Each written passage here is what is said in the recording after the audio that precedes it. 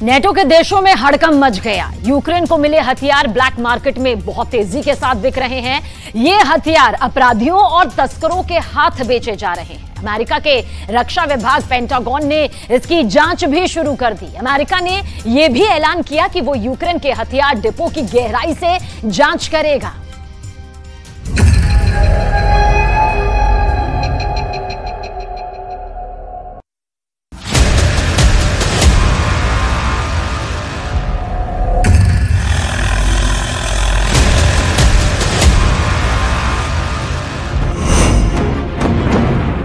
युद्ध के हथियार अपराधियों के पास।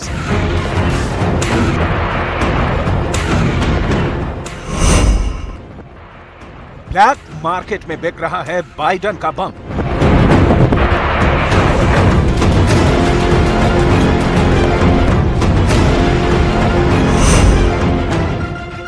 पेंटागन की रिपोर्ट में बहुत बड़ा दावा।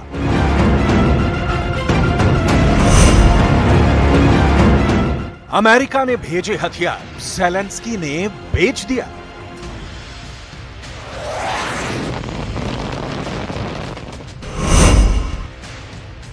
नाटो देशों में मचा हड़कंप।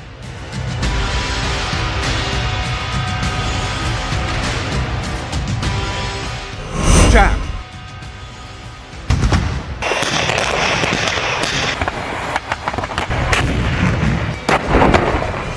तो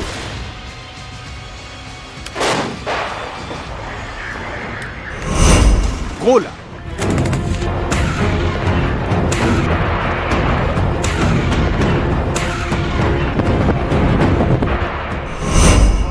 मशीन गन,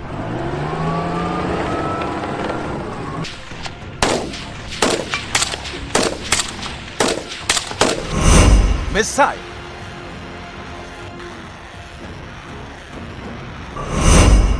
बख्तरबंद वाहन,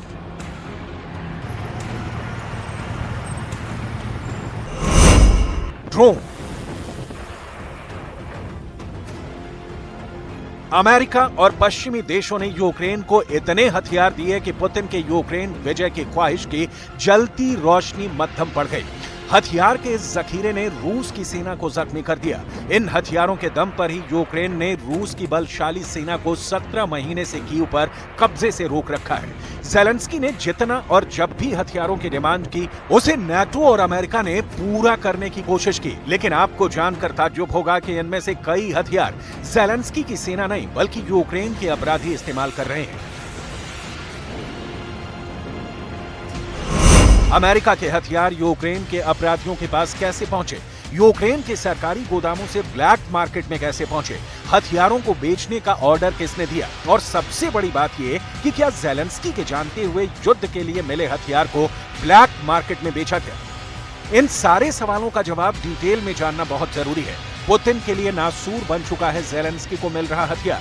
लेकिन इस बीच ये हथियार सिर्फ यूक्रेन की सेना के काम नहीं आ रहे, बल्कि CNN ने एक रिपोर्ट में बताया कि युद्ध की शुरुआत में अमेरिका की तरफ से भेजे गए कई हथियार अपराधियों और तस्करों ने चुरा लिए, जिसे ब्लैक मार्केट में बेचा जा रहा है। अमेरिका के रक्षा मंत्रालय पेंटागन के महानिरीक्षक ने भी जांच में कहा कि फरवरी से सितंबर 2022 के बीच भेजे गए कुछ हथियार यूक्रेनी सेना तक नहीं पहुंचे। हथियारों के गायब होने की खबर सामने आने के बाद अमेरिकी रक्षा मंत्रालय में हड़कंप मच गया। जांच में वो सबूत सामने आए हैं जब अमेरिका से यूक्रेन पहुंचे हथियारों को ब्लैक मार्केट में बेचा गया। सबूत नंबर 1, जून 2022 में संगठित अपराधों से जुड़ा रूसी सेना का एक ऑफिसर जाली दस्तावेजों के आधार पर यूक्रेन की सेना में शामिल हो गया था। वो वॉलेंटियर फाइटर के रूप में युद्ध मोर्चे पर पहुंचा और मौका देखकर वहां से कई हथियार चुरा लिए। चुराए गए इन हथियारों में ग्रेनेड लॉन्चर, मशीन गन और 1000 हथगोले शामिल थे। सबूत नंबर 2, जून 2022 में यूक्रेन के इंटेलिजेंस ने दक्षिणी यूक्रेन में फ्रंट लाइन पर लड़ रहे हथियारों के एक तस्कर को पकड़ा था, जो वहां से हथियारों को चुराकर बेचने के फिराक में था। यूक्रेन के अपराधी राहत कर्मियों के रूप में सेना में शामिल हो गए और करीब 14 लाख रुपए की बुलेट प्रूफ जैकेटों की चोरी कर ली। युद्ध के दौरान अफरा तफरी होती ही है, लेकिन अमेरिका और यूक्रेन दोनों के खुफिया विभाग के तेज तर्रार अफसर भी हथियारों के हेरफेर को रोकने में नाकाम रहे। सबूत नंबर 3 देखिए, अगस्त 2022 में यूक्रेन की इंटेलिजेंस एजेंसी ने वॉलंटियर बटालियन में से एक समूह की धरपकड़ की थी, जिन्होंने मिलकर 60 से ज्यादा राइफलें और 1000 से ज्यादा राउंड को गुप्त जगह पर छुपा कर रखा था, ताकि उसे ब्लैक मार्केट में बेचा जा सके।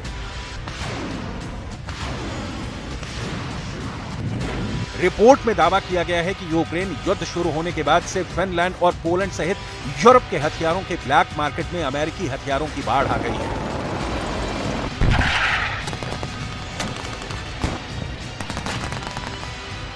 तो एक तरफ तो ये रिपोर्ट है कि यूक्रेन को अमेरिका और नाटो ने इतने हथियार दिए हैं कि उनके खुद के गोदाम खाली हो रहे हैं, और दूसरी ओर युद्ध मैदान से हथियार ही गायब हो रहे हैं।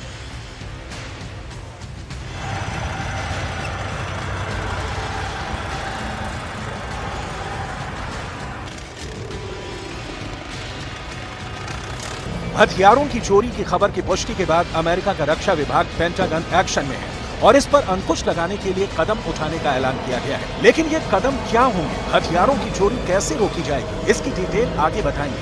अभी ये जानना जरूरी है कि अमेरिका ने यूक्रेन को अब तक कितने हथियार मुहैया कराए हैं और इनमें से कितने हथियार ब्लैक मार्केट में पहुंचे।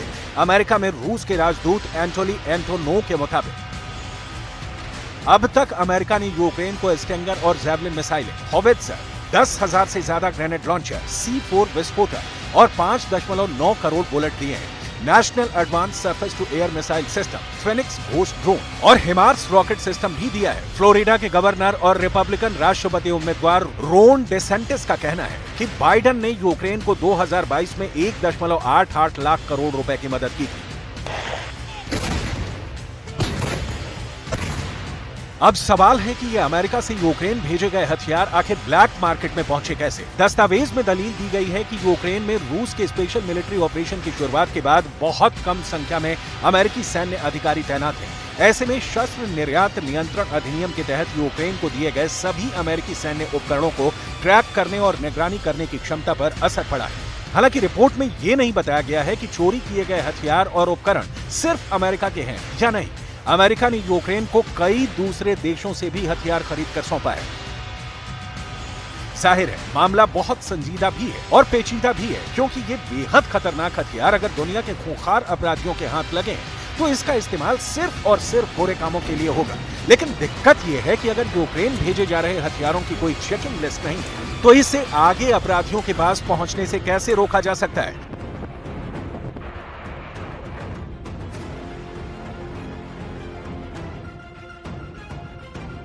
पेंटागन में डिफेंस पॉलिसी के पूर्व सेक्रेटरी ने कहा है कि अमेरिका की सरकार ने फैसला किया है कि हम खुद यूक्रेन में मोर्चे पर हथियारों के डिपो की ऑन साइट इंस्पेक्शन का जिम्मा संभालेंगे। साथ ही पेंटागन ने यूक्रेन की सेना को भी हथियारों की ट्रैकिंग के लिए सिस्टम मुहैया कराया है, जिसमें स्कैनर और सॉफ्टवेयर शामिल है। पुतिन अमेरिका और नाटो देशों को बारंबार धमकाते रहे हैं कि यूक्रेन को हथियारों की सप्लाई बंद होनी चाहिए, लेकिन इसका कोई असर न हुआ, न आगे होता देखने की कोई उम्मीद नजर आती है। यूक्रेन जैसे देश जिसके पास हथियारों के जखीरे के संचालन का कोई खास तजुर्बा नहीं रहा है और इस बीच बड़े पैमाने पर युद्ध क्षेत्र में हथियार लॉन्च हो रहे हैं। जाहिर है समस्या और भी गंभीर हो सकती है, क्योंकि हथियार चोरी की ये रिपोर्ट अक्टूबर 2022 तक की ही कहानी कहती है और जमीनी हकीकत यह है कि अमेरिका इन चोरियों के बावजूद यूक्रेन को मदद देने से खुद को नहीं रोक सकता।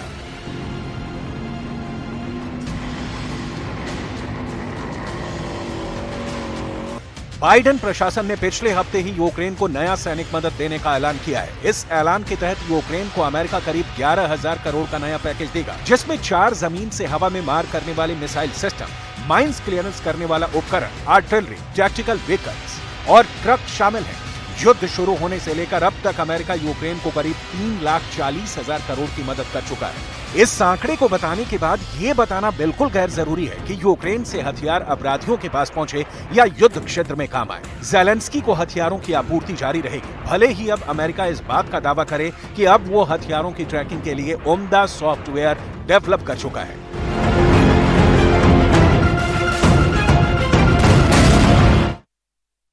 जब